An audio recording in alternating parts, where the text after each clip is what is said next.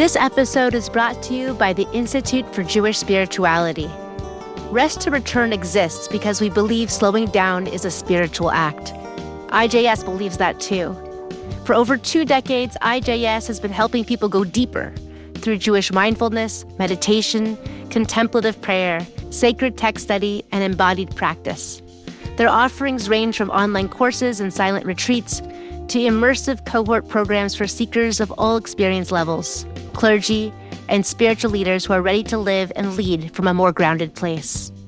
Kohenet Keshira haLev Fife is part of IJS's core faculty, and the wisdom you'll hear in this series is very much in that spirit. If this podcast is stirring something in you, IJS is a place to go further. Explore their programs and more ways to learn and practice with Keshira at jewishspirituality.org.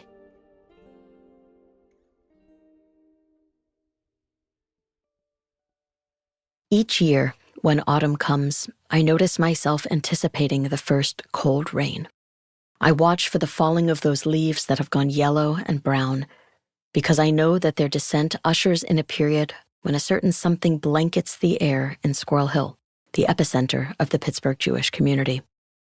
I notice my own agitation and sadness, and the revisitation of grief and fury and existential exhaustion.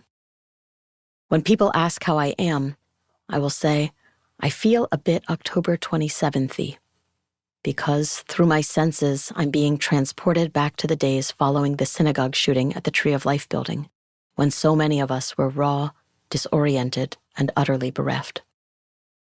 This embodied awareness reminds me to keep my calendar a little more open than usual, to be more tender with myself and with my friends, and with every person who I encounter. By virtue of time spiraling back to this moment, I enter into sacred time, whether I'm ready or not, remembering and reflecting, and hopefully healing a little more, too. In the period between October 27th and the 18th of Cheshvan, the Hebrew date which corresponded in 2018, I dedicate my teaching and my practice to the memories of those who were killed, and in this way, I create a sacred corridor of time through which their memories live on. Merely by setting aside this time and marking it as sacred, it takes on a different quality, and so do I. Welcome to Rest to Return, a podcast for a restless world. I'm Kohenet Keshira haLev Fife, and I'm your host. This series is rooted in Shabbat, an ancient Jewish practice that teaches us how to belong to time. Here, rest is a sacred rhythm woven into who we are. We continue by gathering around a single question. What is sacred time? This is an invitation to return. Sacred time starts now.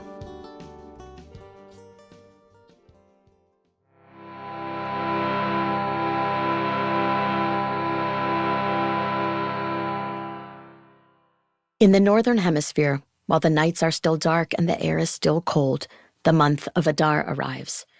Jewish sages teach, Mishenichnas Adar marbim besimcha, meaning, with the arrival of Adar, joy shall increase.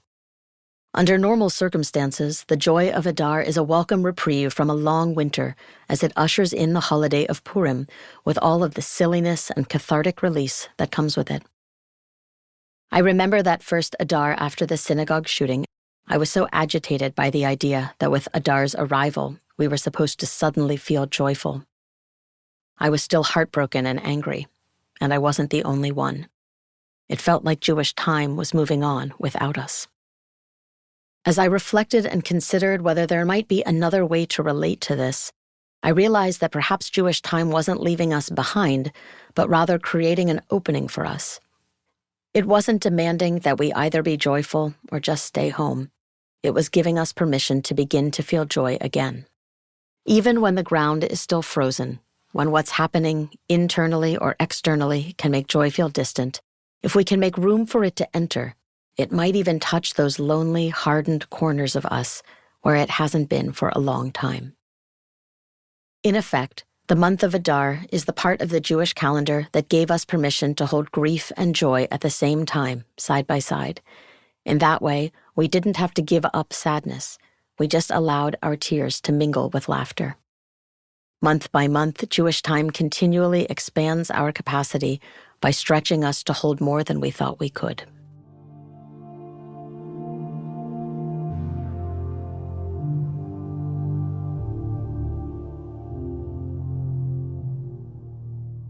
The seasons and cycles of the Jewish calendar include holidays which provide a blueprint to bring us from liberation to revelation, interwoven with a journey from the grief of destruction to a spiritual return to wholeness. Guided by sun and moon, everything has its seasons. There's a time for urgency and a time for slowness, for pilgrimage and for stillness, for joy and for mourning, for growing and dreaming, for work and renewal. Jewish time makes space for all of it, not as interruptions to productivity, but as an invitation to living a more meaningful and fulfilling life. Each month holds a cycle of its own, with the ever-changing moon which guides us into times of waxing, when we might be building or creating. And then, after the full moon offers illumination for self-reflection, we have the time of the waning moon in order to release and move toward rest as we approach the dark moon. Only after that pause in darkness, in stillness, does she begin the cycle again. This happens on a weekly rhythm too, with ample time for productivity and creation, all of which culminates on Shabbat, this day which we set aside for rest.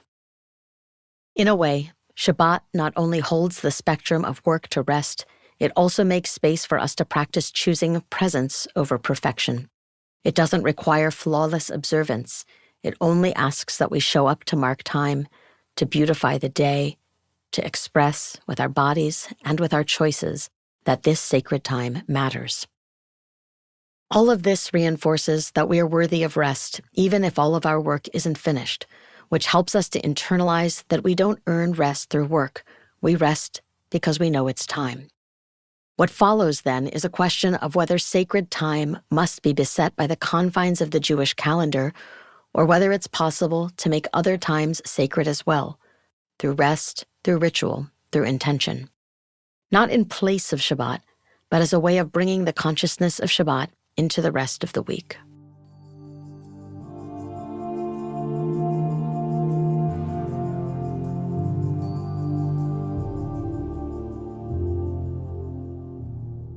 Philosopher and poet Ahad Ha'am has made the famous claim that more than the Jewish people have kept Shabbat, Shabbat has kept the Jewish people.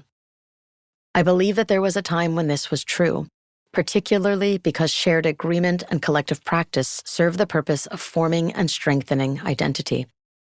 Some segments of the Jewish community still abide by this idea and feel a strong need for shared identity among Jews. However, there are others among us who are living into what Lex Rofberg identifies. A healthy and thriving Jewish future would actually be a future with Judaisms, plural, with a variety of styles and practices. In this conception, we need Shabbat not only because it is the way in which we maintain an embodied connection across generations, but because without it, the structure of Jewish time is likely to collapse.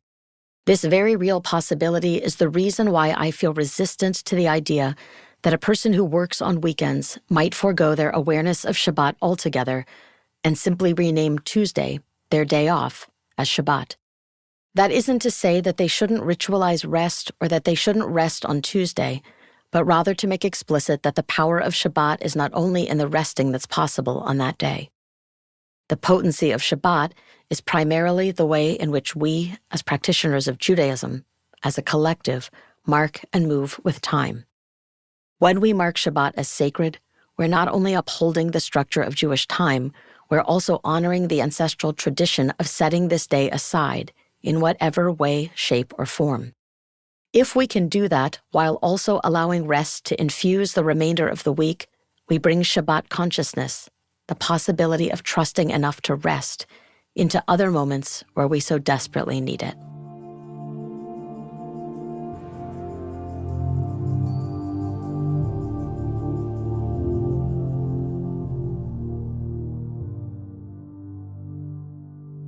When we make space for rest while also honoring Jewish time, the rhythms can inform how we experience each and every day.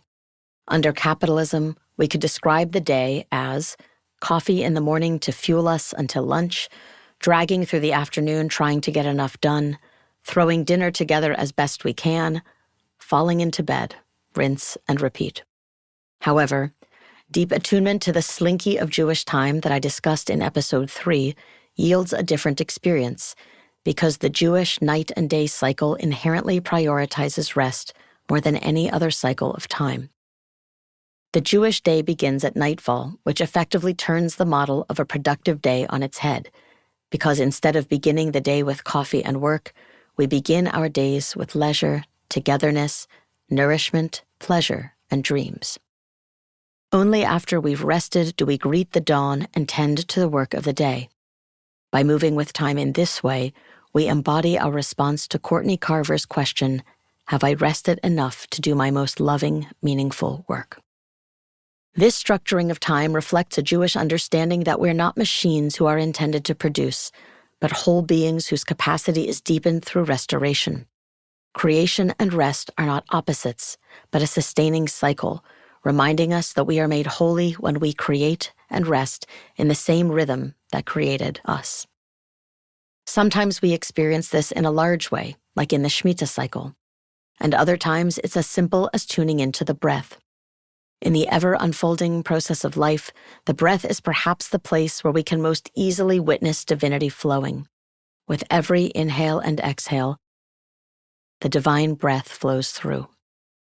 Jewish tradition teaches that this ruach, divine breath, is what the Creator breathed into Adam's nostrils, giving that very first human life. That same breath has continued to move through time and space, through humans and animals and trees, even until this very moment. The breath you just took, your very aliveness, is evidence of divinity and of your place in the cosmic web. Each tiny breath holds so much.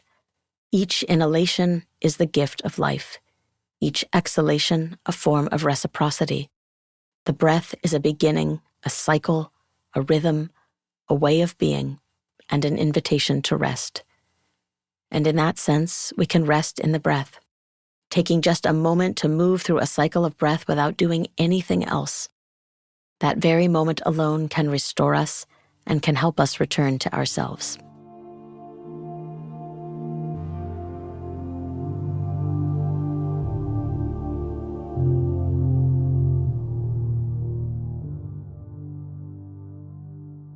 If all of this is true, then why are we so tired? Well, with the world being as urgent as it is, and with time being stretched to the seams, it can feel as though there is no time to rest. And given all the ways our lives are different from how our ancestors lived, I have an honest question about whether Shabbat is enough in these times. Because while Jewish time provides a sacred scaffold for our lives, in the modern world, it may not be enough. Modern time has led us to a place where the Jewish week implies binge resting, rather than instilling a consistent practice of moving with Shabbat consciousness. This is not to say that Shabbat isn't of supreme value, but that we need more. We need enough both to keep our souls awake and our Judaism alive. There is a case to be made that 25 hours simply isn't enough to counter the effects of working as hard as we do throughout the week. There's also the reality that moving into our palace in time doesn't make us forget about what's happening in the outside world. When the news leaves us feeling vigilant for our own safety or concerned about loved ones in other places, our own emotional stirring can preclude us from reaching the depth of rest that we deserve and desire. On those occasions when Shabbat can't get us all the way there, could we shift gears and adopt a Shabbat consciousness? Could we evolve our understanding of Shabbat to be not about when we can rest or what we do or don't do on Shabbat, but about how to be restful? Shabbat is a quality of being and an orientation to the world. When we practice mindfully over time, Shabbat forms us and we naturally carry its restfulness into the other 6 days. We learn what it feels like to move without urgency, to cease from producing, to simply be without justifying our existence. And slowly, that felt sense becomes available to us even in the midst of our working time. This doesn't mean that we make everything slow or passive, but rather that we approach our work with a different quality of presence, doing whatever we do from a place of wholeness rather than depletion, noticing when we're available and when we're not, and offering a clear and kind no when necessary. Or, alternatively, revising our to-do list to accommodate new priorities instead of just adding to its length. When we recognize that Jewish time itself is more than just a calendar, we can liberate ourselves from overcommitment and endless exhaustion, adopting restfulness as a spiritual practice. When we do this, the result is profound. We move from understanding Judaism solely as a set of laws, a religion, a culture, or even just an identity, and instead it becomes a sort of capacity, a deep well which resources us to feel, to sense our inner knowing, to rest, and to channel divinity in all that we create.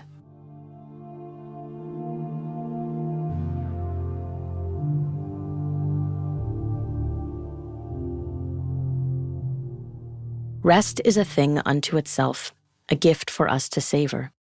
And when we move with the rhythms of Jewish time, year by year, month by month, week by week, day by day, and breath by breath, we make ourselves available to receive it. When we avail ourselves to the gift of rest, cultivating Shabbat consciousness, it begins to infuse our days and to expand from there, inviting a quality of restfulness into our work, our relationships, our activism, our grief, and our joy. This consciousness can be woven through our whole lives like a strand of the cosmic web. This is possible because of an ancestral inheritance of resilience, somatic and relational. It's being passed down not through text alone, but through bodies and breath and through the commitment to practice again and again, expanding our capacity to rest, to renew, and to return. This is how we make room for everything. This is how we rest.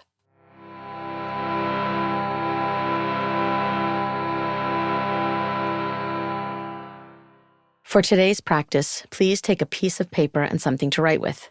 Feel free to pause now and gather what you need.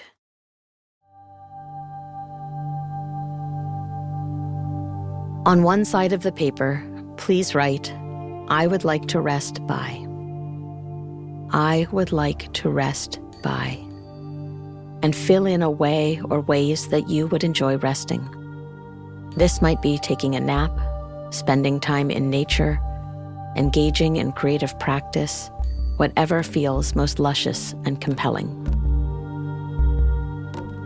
Now, flip the paper, and on the back, please write, "In order to make more space for rest, I release." In order to make more space for rest, I release. And fill in the blank with a word, a phrase, or even a list. These things might be small, or they might feel too big to be manageable. Please take these next 3 minutes as the music plays to write this list as an intention and an inspiration towards what's possible.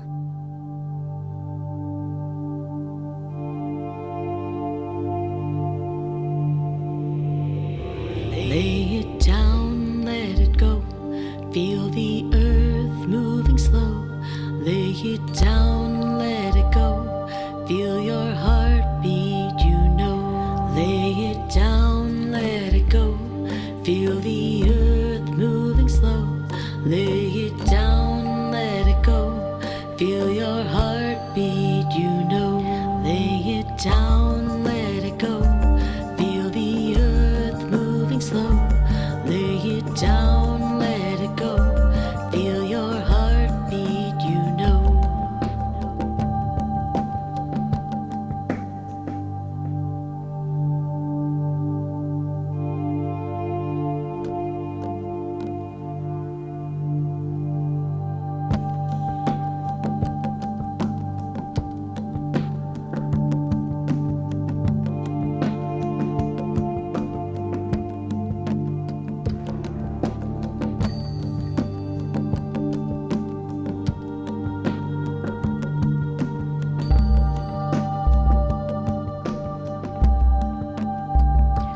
Lay it down, let it go. Feel the earth moving slow. Lay it down, let it go. Feel your heartbeat, you know.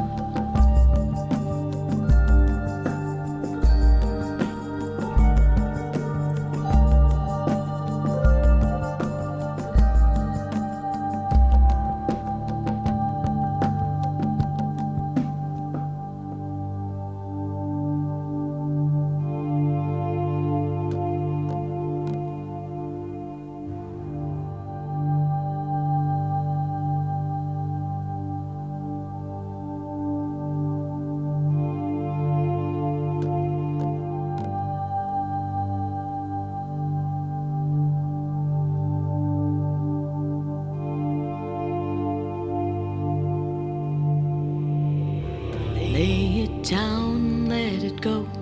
Feel the earth moving slow. Lay it down, let it go. Feel your heartbeat, you know. Lay it down, let it go. Feel the earth moving slow. Lay it down, let it go.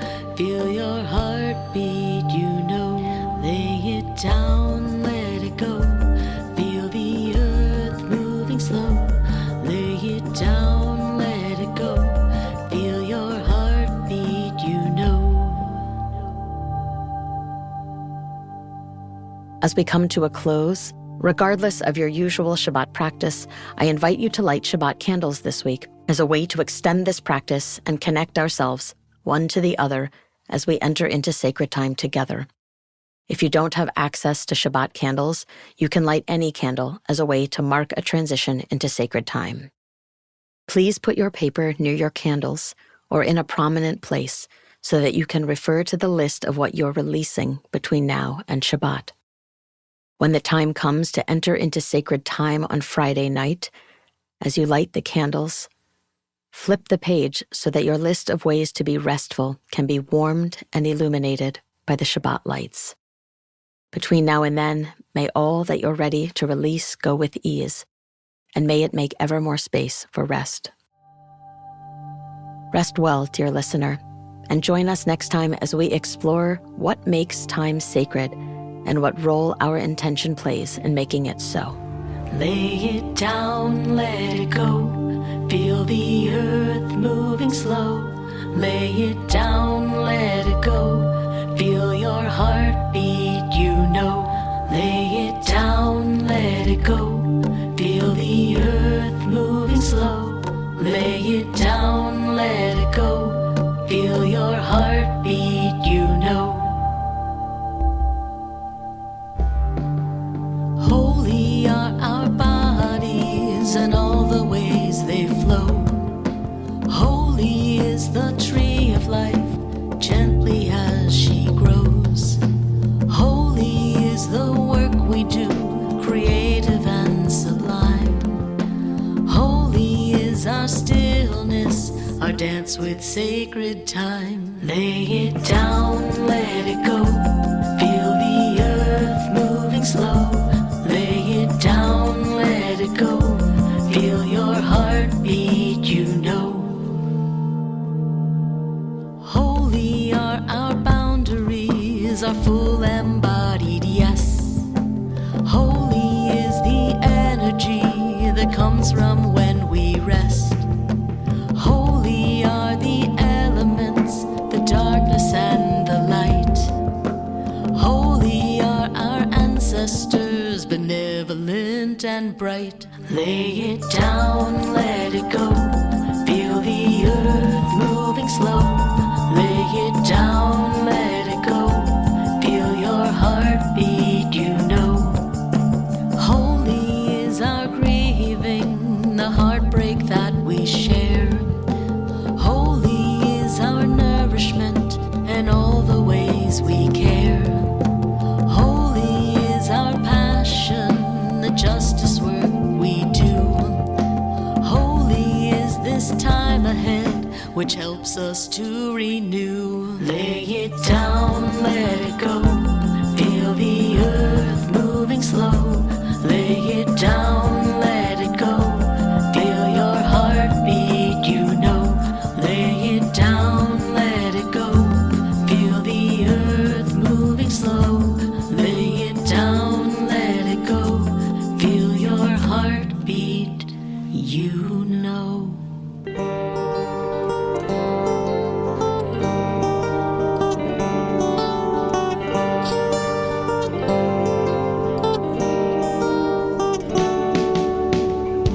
Gratitude to Living Camphor Foundation for Living Torah for making Rest to Return possible. Rest to Return is a production of the Institute for the Next Jewish Future and part of the family of podcasts of Judaism Unbound. Created and hosted by the incredible Keshira haLev Fife, we are so grateful for her Torah. Directed by Joey Taylor, produced at Monastery Studios, which sits on the land of the Shawnee, Delaware, and Miami people. Sound engineering by Justin Newton. Original music by Keshira haLev, Fife. Arrangements by Rich Hordinsky. And art by Katie Kasner.